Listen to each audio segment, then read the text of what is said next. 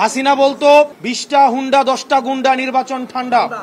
আর আজকে রুমিন ফারহানা, যিনি হাসিনার কাছে ফ্ল্যাটের জন্য আবেদন করেছেন, যিনি হাসিনার পতনে সবচেয়ে বেশি আমার মনে হয় কষ্ট পেয়েছেন, সবচেয়ে বেশি কষ্ট পেয়েছেন, তিনি হচ্ছেন রুমিন ফারহানা। রাজনীতিতে আবারও নতুন বিতর্ক। বিএনপির আন্তর্জাতিক বিষয়ক সম্পাদক ব্যারিস্টার রুমিন ফারহানার এগিরি তীব্র মন্তব্য করল জাতীয় নাগরিক পার্টির মুখ্য সংগঠক হাসনাত আব্দুল্লাহ। রবিবার নির্বাচন কমিশনত বিএনপি ও এনসিপি সমর্থক সংঘর্ষের পর সংবাদ সম্মেলনত ও এ বক্তব্য দেয়।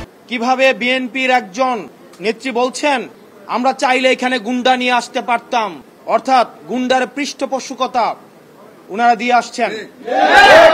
আমরা দেখছি নির্বাচন কমিশনের বাহিরে লাঠি সুতা নিয়ে মহড়া দিচ্ছে।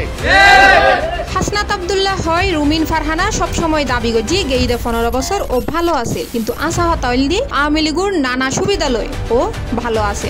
আওয়ামী লীগ পণ্যর মধ্যে অন্যতম দিও।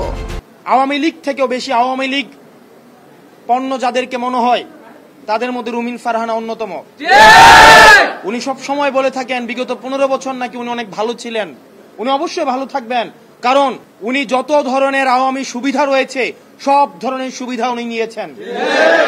আজকের বিএনপির আওয়ামী লীগ বিষয়ক সম্পাদক যারা রয়েছেন তাদের মধ্যে অন্যতম রুমিন ফারহানা আওয়ামী লীগের সুবিধাভোগী, আওয়ামী লীগের ফ্ল্যাটভোগী এবং যারা গুন্ডা দিয়ে নির্বাচন কমিশনকে ঠান্ডা করে দিতে চায়, যারা একটা প্রেসক্রিপটিভ ইলেকশনের দিকে আবার যেতে চায়।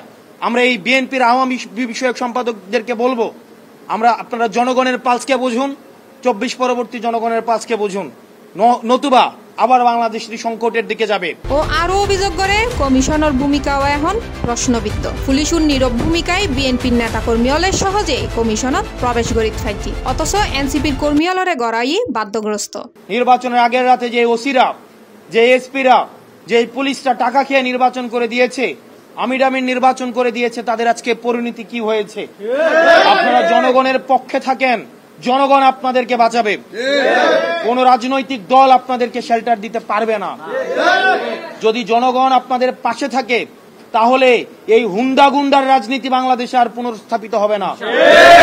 আমরা এই গুন্ডার রাজনীতি আমরা ভারতে পাঠিয়ে দিয়েছি। এখন এই রুমিন ফারহানারা যদি সেটি আবার বাংলাদেশে রিহ্যাবিলিটেট করতে চায়, তাহলে হাসিনার প্রতি তাদের যে আন্তরিকতা, তাহলে হাসিনা যেখানে আছে তাদেরকেও সেখানে চলে যেতে হবে। ওর দাবি নির্বাচন কমিশন এখন কার্যত হয়ক্য দলের পার্টি অফিসে পরিণত হই। আমাদের গ্রহণযোগ্য অন্তর্ভুক্তিমূলক নির্বাচন হতে চায়, তাহলে এই নির্বাচন কমিশনের আমরা বস্তুনিষ্ঠ পেশাদারিত্বের ভূমিকায় আমরা দেখতে চাই। এভাবে নির্বাচন কমিশন যেভাবে দলকানা একটি দলের প্রতি, একটি দলের এজেন্ডা বাস্তবায়নে যেভাবে নির্লজ্জের মতো কাজ করছে, সেটি আমাদের যে নির্বাচনমুখী আমরা হচ্ছি সেটির অন্তরায় বলে আমরা মনে করছি। সেজন্য আমাদের একটি সুষ্ঠু নিরপেক্ষ নির্বাচনের জন্য আমাদের এই নির্বাচন কমিশনকে অবশ্যই আমাদের দল মত নির্বিশেষে নিরপেক্ষ ভূমিকা পালন করতে হবে। হাসনাত আব্দুল্লাহর এন বক্তব্যে নতুন করে আলোচনা তাইলো ব্যারিস্টার রুমিন ফারহানা। তবে এই বিষয়ে এখনো প্রতিক্রিয়া ন দেয় বিএনপির এই শীর্ষ নেতা।